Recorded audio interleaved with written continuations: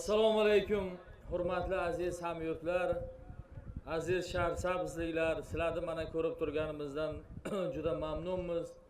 Mana butun respublikamizda, viloyatimizda, shaharsabz shahrimiz, tumanimizda mana Navro'z tarovati kezib yuribdi. Mana hammamiz kuni kecha ro'za Ramazon hayitlarini nishonladik. Mana bugun mana shuni davom ettirib turibmiz. Xalqimizni kayfiyati yuqori, millatlararo totuvlik, do'stlik, tinchlikni bugun barchamiz nishonlab turibmiz.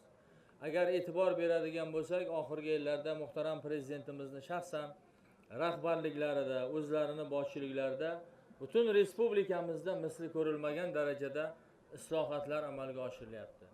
Islohotlardan ko'zlangan asosiy maqsad bitta: odamlarimizni rozi qilish, ularni yaxshi yashashi uchun sharoit va imkoniyatlar yaratish, umuman olganda odamlarimizni, ya'ni insonni qadrini qog'ozda emas, amalda o'zini ijrosini ta'minlashdan iborat.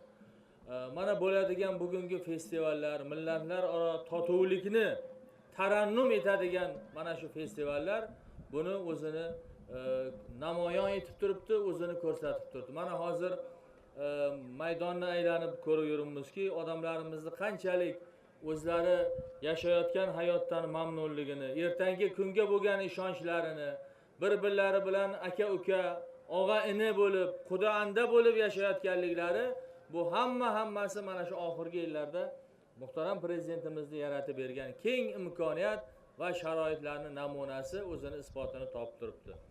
Bugun muhtaram prezidentimiz mana uchta davlat rahbarlari, O'zbekiston Respublikasi prezidenti, Tojikiston Respublikasi prezidenti va Qirg'iziston Respublikasi prezidenti Xo'jand shahrida mana uchrashib turibdilar. Bu ham mana shu do'stlikni qanchalik kundan kunga mustahkamlanib borayotganligining namunasidir. Muhtaram prezidentimiz birinchi kunlardan buyon Markaziy Osiyo davlatlari bilan yaqin qo'shnichilik aloqalarini yo'lga qo'yishdi.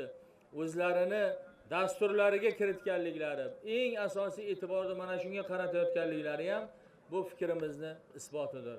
Hurmatli hamyurtlar, hamshaharlar, men hammalaringizni butun mana shu elimizni Navro'z bayrami bilan, ro'za Ramazon mana nishonlagan hayitlar bayrami bilan chin yurakdan tabriklayman. Hammalaringizga sog'lik, salomatlik tilayman.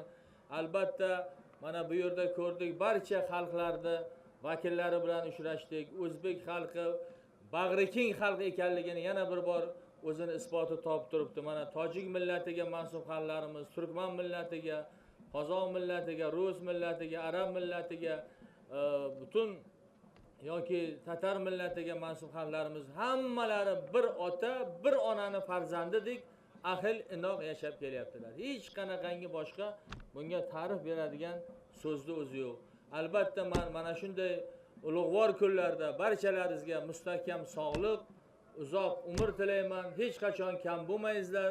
Doimo sog' salomat bo'lingizlar. Albatta mana shunday yorug' kunlarda tinchlik zamonini hammamizni ahil inoq bo'lib bir oila bo'lib yashashimizga imkoniyat bergan muhtaram prezidentimizdan minnatdor bo'lishimiz kerak va prezidentimiz tomonidan olib borilayotgan islohotlarni qo'llab-quvvatlab mana shunday jannat makon yurtimizda, O'zbekiston atalmish jannat makon yurtimizda hammamiz tinch va osuda bir oila farzandiday yashashimiz kerak.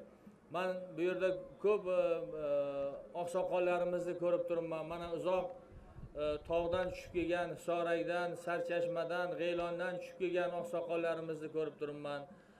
Mirishkor tumanimizda yashaydigan, u yerdan kelgan mana akalarimizni, opalarimizni ko'rib turibman. Hammalariga mana shunday bugungi tadbirimizda, festivalimizda ishtirok etayotganliklari uchun mingdan ming o'zimizni rahmatlarimizni aytamiz. Doimo sog' salomat bo'lsin. Bitta iltimosim bor, kelajakda mana shu oqsoqollarimiz o'zlarini qishloqlariga borib, mana shu asosiy e'tiborni farzandlarimiz tarbiyasiga alohida qaratsak, ularni ilmli, bilimli qilishga yo'naltirsak, xorijiy tillarni o'rganishga, IT texnologiyalarini o'rganishga, aniq fanlarni o'rganishga yo'naltiradigan bo'lsak, men o'ylaymanki, oldimizga qo'ygan maqsadlarimizga erisha olamiz.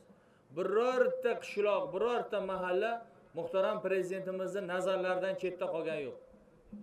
Eng uzoq mahallalarga ham barcha shahardagidan kam bo'lmagan imkoniyat, sharoit yaratib berilyapti.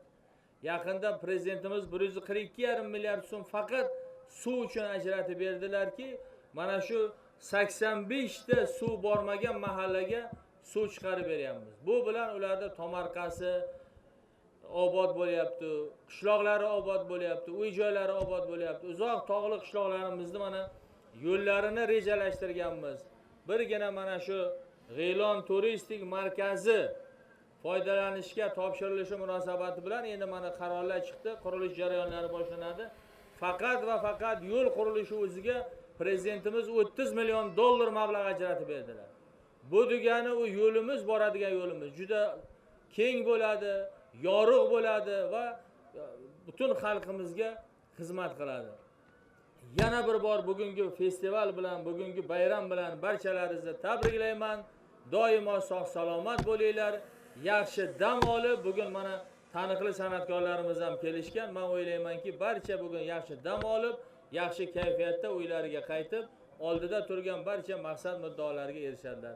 Sog' salomat bo'linglar. Rahmat e'tiborlaringiz uchun.